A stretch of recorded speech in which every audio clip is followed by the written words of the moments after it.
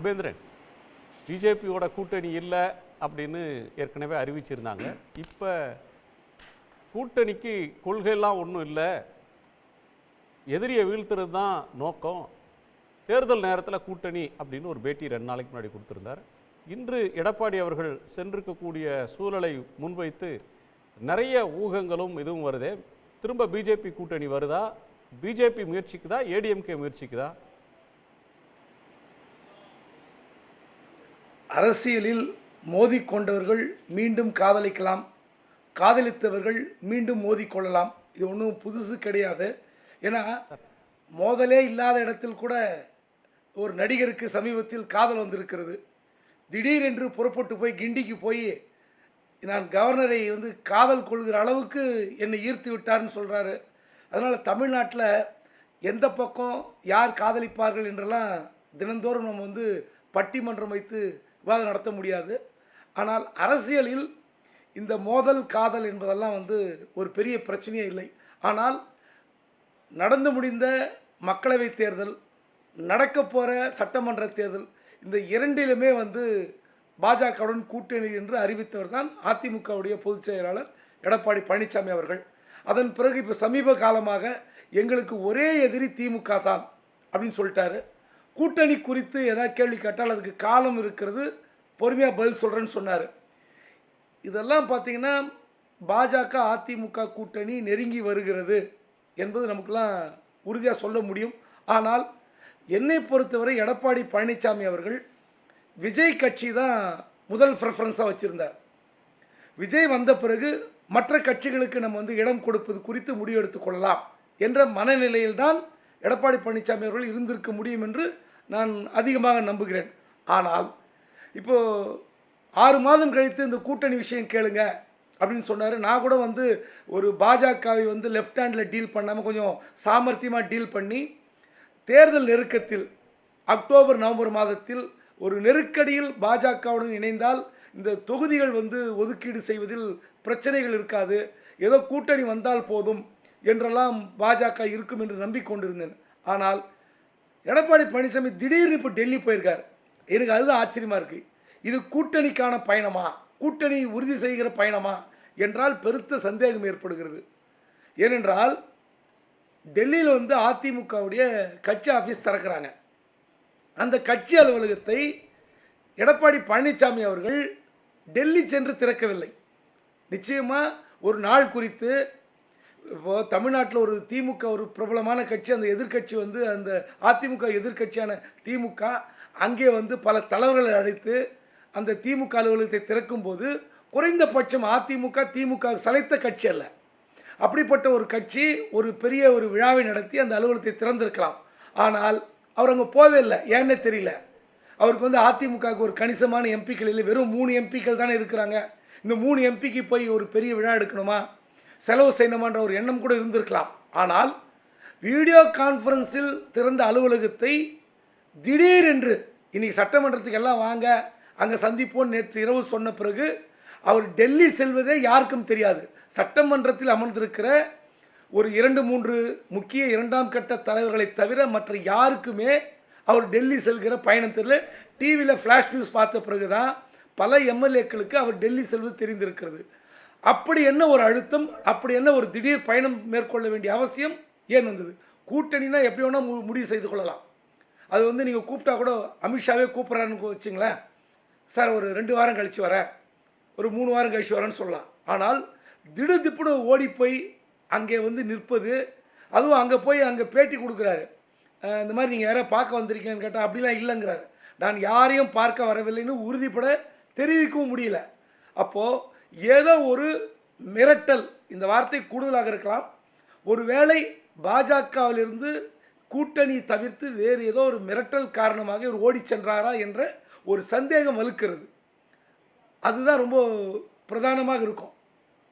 நீங்கள் சொல்கிறது பொதுவாக ஊடகங்களை எதிர்கொள்கிறதுல தயங்காதவர், விமான நிலையத்தில் இங்கேருந்து போய் சேலத்தில் இறங்கினாலோ கோவையில் இறங்கினாலோ விமான நிலையத்தில் செய்தியாளர்களுக்கு நின்று பதில் சொல்லக்கூடிய திரு எடப்பாடி பழனிசாமி அவர்கள் டெல்லியில் அவ்வாறாக நின்று அமித்ஷா அவர்களை சந்திக்க போகிறீங்களா, கூட்டணி பற்றி பேச போகிறீங்களா அப்படின்ற கேள்விகளுக்கெல்லாம் நின்று நிதானித்து இடம் தந்து பதில் சொல்லாமல் அப்படி தவிர்த்து நகர்ந்து போனதை பார்த்தோம். நீங்கள் சொல்கிறதுல 2-3 பாயிண்ட்டை நான் இது பண்ணுறேன், கேட்கணும் இன்னும் கொஞ்சம் விரிவாக. ஏடிஎம்கேவுக்கு விஜய் ஒரு ப்ரையாரிட்டியாக இருந்திருக்கும். ஆனால் இப்போ திடீரென்று ஒரு மிரட்டல் காரணமாக அவர் சென்றிருக்கக்கூடும், ரகசியமாக திடுதுப்புன்னு போகிறாங்க அப்படின்னு சொல்கிறீங்க. ஏடிஎம்கே எடுத்த நிலைப்பாடுன்றது யோசித்து அவங்க எடுத்த ஒரு நிலைப்பாடு. பிஜேபியோட கூட்டணி வேண்டாம்ன்றது ஒரு நாளில், ஒரு இரவில், ஒரு சந்தர்ப்பத்தில் எடுக்கலை. கடந்த சட்டமன்ற தேர்தலில் 4 ஆண்டுகளுக்கு முன்னாடி ஏடிஎம்கே தோற்ற உடனே அவங்க மறுபரிசீலனை செய்கிறாங்க. எதனால் தோற்றோம், எந்த வாக்குகள் நம்மிடமிருந்து போச்சு அப்படின்ற ஒரு புரிதலுக்கு பிறகுதான் அந்த நிகழ்வு வருது. அப்போ பிஜேபியால் தான் தோக்குறோம் அப்படின்னு அதிமுக நம்புகிறது. அவங்களால தோற்றோம், அது இழந்த வாக்குகளை மீட்கணும்னா நம்ம புதிய கூட்டணியை உருவாக்கணும், பிஜேபியிடமிருந்து வெளியில் வந்தால் ஒரு கூட்டணியை உருவாக்கிட முடியும்னு நம்பினாங்க. வலிமையான கூட்டணி உருவாகும்னு அறிவித்தாங்க. பிஜேபி இல்லாத, இப்போ இல்லை எப்போவுமே கூட்டணி இல்லைன்னு சொன்னாங்க. திமுக கூட்டணியில் விரிசல் வரும், காங்கிரஸோ விசிகாவோ கம்யூனிஸ்ட் கட்சிகளில் ஒன்றோ அல்லது ஒரு இடதுசாரி கட்சியோ ஏதேனும் ஒரு கட்சி அங்கேருந்து விலகி சென்று அதிமுகவோட கூட்டு சேர்ந்துரும் அப்படின்னு எதிர்பார்த்தது நடக்கலையா? அந்த கணக்கு, அந்த வியூகம், திமுக கூட்டணியை சிதறடிக்கிற முயற்சி நடக்காமல் போனதுனால நடந்த ஒன்றா? இதற்கிடையில் எடப்பாடி பழனிசாமி இல்லாத அதிமுக அதோட என்டிஏ கூட்டு சேரப்போகுது, இரட்டை இலையை முடக்க போகிறாங்க, இப்படிலாம் சில ஊகங்கள், செய்திகள் ஊடகத்தில் வந்துகிட்டு இருந்தது. அதன் நீட்சியான ஒரு போக்காக இதை பார்க்கணுமா? அதிமுக தன்னோட ஸ்டாண்டை ரீவிசிட் பண்ணுது, ரீகன்சிடர் பண்ணுற இடத்துக்கு போயிடுச்சுன்னு சொல்லலாமா குவி? இந்த தேர்தலில் ஒரு வலிமையான கூட்டணி அமைக்க வேண்டும் என்று கண்டிப்பாக எல்லாருக்கும் அந்த ஒரு எண்ணம் இருந்திருக்கும். அதிமுகவில் குறிப்பாக எல்லாருக்கும் என்பதை விட எடப்பாடி பழனிசாமிக்கு அதிக ஆர்வம். என்னன்னு பார்த்தீங்கன்னா, மைனாரிட்டி ஓட்டு இந்த முறை கிடைத்துவிடும் என்று நம்பித்தான் பாஜக விட்டு விலகினார். அது எல்லாரும் எதிர்பார்த்தது தான். ஆனால் மைனாரிட்டி ஓட்டு அவங்களுக்கு கிடைக்கல. அதே நேரத்தில் ஒரு வலிமையான கூட்டணி இன்று பாஜக வளர்ந்திருக்கிற அந்த வேகத்தை பார்க்கும்போது, குறிப்பாக தென் மாவட்டத்தில் ஏற்கனவே அதிமுகவுக்கு ஒரு சரிவு இருக்குது. இந்த நிலையில் திருநெல்வேலி, தென்காசி, விருதுநகர் இந்த 3 மாவட்டங்களில் மட்டும் நான் குறிப்பாக சொல்கிறேன், வெஸ்ட் பெல்ட்லாம் சொல்லவே தேவையில்லை. இந்த 3 மாவட்டங்களில் ஒரு வலிமையான கூட்டணி என்றால் பாஜக உள்ளடக்கி இருந்தால்தான் திமுக கூட்டணி எதிர்க்கிற அளவுக்கு நிச்சயமாக அதிமுக பலம் இருக்கும். அந்த ஓட் பேங்க் அந்த கணக்கை வச்சு சொல்கிறேன் நான். கூட்டணிக்கு கூட பிரச்சனை இல்லை. இப்போ திடீரென்று இவர் சென்ற அந்த பயணம் இருக்குல்ல, அதிமுக பாஜகவுடன் கூட்டணி சேர்ந்தால் கொங்கு பெல்ட்டு, பாட்டாளி மக்கள் கட்சி உள்ளே வரும்போது வட மாவட்டங்கள், தென் மாவட்டத்தில் ஒரு கண்டிப்பாக நிச்சயமாக பாஜக அவங்களுக்கு வலிமையாக இருந்திருப்பார்கள். ஆனால் அந்த முடிவை இப்போ எடுக்க வேண்டிய அவசியம் இருக்கா? 2 விஷயம்தான். மிரட்டல் என்பது கடந்த ஜனவரி மாதம் அவருடைய நெருங்கிய உறவினரான ராமலிங்கம் கன்ஸ்ட்ரக்ஷன் கம்பெனியில் ஒரு 26 இடங்களில் தமிழ்நாட்டில் பெங்களூரில் சோதனை நடந்தது. அந்த சோதனை விவகாரத்தில் ஏதாவது ஒரு நெருக்கடி கொடுத்தார்களா என்பது தெரியல, அல்லது இந்த தேர்தல் சின்னம் தொடர்பாக ஏதாவது நெருக்கடி கொடுப்பதற்கு முயற்சிக்கிறார்களா? ஏனென்றால் திடீரென்று இந்த பயணம் அமைந்தது இந்த 2 காரணங்களுக்கா என்பது தான் முக்கியமாக பார்க்க வேண்டியிருக்கிறது. என்னை கேட்டீங்கன்னா நெருக்கடி முடக்க பார்க்குறாங்களா அப்படின்னு ஒன்று சொன்னீங்க.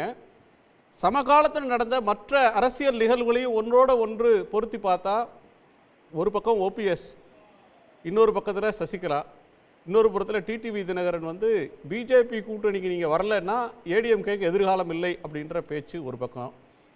செங்கோட்டையன் இன்னொரு தரப்பில், அதிமுகலேயே சில முன்னாள் அமைச்சர்கள்லாம் கூடி பிஜேபியோட போகணும் அப்படின்னு சொன்ன செய்திகள் வெளிவந்த நேரத்தில் கூட அதிமுக போன வாரம் வரையிலும் மறுத்து கொண்டே இருந்தாங்க. பிஜேபியோட கூட்டணி இல்லை, ஏன் எங்களை பார்த்து இந்த கேள்வி கேட்குறீங்க அப்படின்லாம் கேட்டுக்கொண்டிருந்தவர்கள் திடீரென்று அந்த சுருதி குறையிறது ஏன் அப்படின்னு ஒன்று சார். இன்னொன்று, கூட்டணி அப்படின்னு வந்தால், சட்டமன்ற தேர்தலுக்கு வந்தால் அதிமுக தலைமையில் தான் தமிழ்நாட்டில் கூட்டணி. அப்படி இருந்தால் நிர்மலா சீதாராமன் அவர்கள் நேற்று வந்துட்டு போனாங்க, முந்தா நாள் வந்தாங்க. பியூஷ் கோயலோ மற்ற அமைச்சர்களோ யாரேனும் சென்னைக்கு திரு எடப்பாடி பழனிசாமி அவர்களை பார்த்து ஒரு மரியாதை நிமித்தமான சந்திப்புன்னு சொன்ன பிறகுதானே அந்த கூட்டணிக்கான முயற்சி தொடங்கும். அதுதானே ஏடிஎம்கேன்ற ஒரு பிரதான எதிர்க்கட்சிக்குரிய மதிப்பாக இருக்கும். ஏடிஎம்கே தலைவையே போய் அங்கே பார்க்கறது பேசுறதுன்றது இதுக்கு முன்னாடி ஏடிஎம்கேல அப்படி நடந்தது இல்லையே.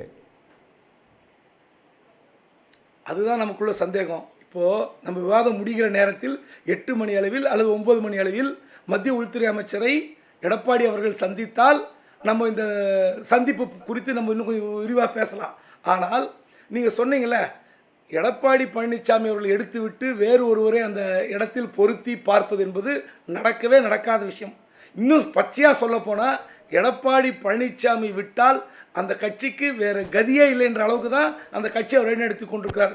எத்தனை நீங்கள் செங்கோட்டையனை சொன்னாலும் சரி, வேறு அமைச்சர்களை சொன்னாலும் சரி, வேறு யாரை அங்கே பொருத்தி பார்த்தால் இந்த கட்சியை வழிநடத்துவதற்கு ரொம்ப கஷ்டம். இன்னைக்கு தேதிக்கு எடப்பாடி என்ற முகம் நிச்சயமாக ஒரு வலிமையான முகமாக பார்க்கப்படுகிறது. அவரே சேலஞ்ச் பண்ணுறார். நீங்கள் செங்கோட்டையனை வச்சு பாஜக இன்னொரு முறை பிளான் பண்ணாங்கன்னா தயவுசெய்து நீங்கள் செங்கோட்டையை வச்சு கட்சி நடத்துன்னு போயிடுவார். அப்புறம் இந்த கட்சி ரொம்ப டேமேஜ் ஆகிடும். அந்த வகையில் பார்த்திங்கன்னா இன்றைக்கி எடப்பாடி ஒரு முக்கியமான முகம். அதே நேரத்தில் நான் சொன்னேன், இப்போது நிர்மலா சீதாராமன் சென்னைக்கு வந்திருக்காங்க. ஒரு குறைந்தபட்சம் ஒரு எதிர்க்கட்சி தலைவர் அழைத்து ஏதோ ஒரு பேச்சுவார்த்தை என்ற அடிப்படையில் அப்படி கூட இல்லை. ஆனால் திடீரென்று ஓடி போகும்போது இது கூட்டணிக்கான பேச்சுவார்த்தையா? இது சத்தியமாக கூட்டணிக்கான பேச்சுவார்த்தை மாதிரி தெரியவில்லை என்பதுதான் என்னுடைய கருத்து. உடனுக்குடன் செய்திகளை தெரிந்து கொள்ள சன் நியூஸ் பெல் ஐகானை கிளிக் பண்ணுங்க.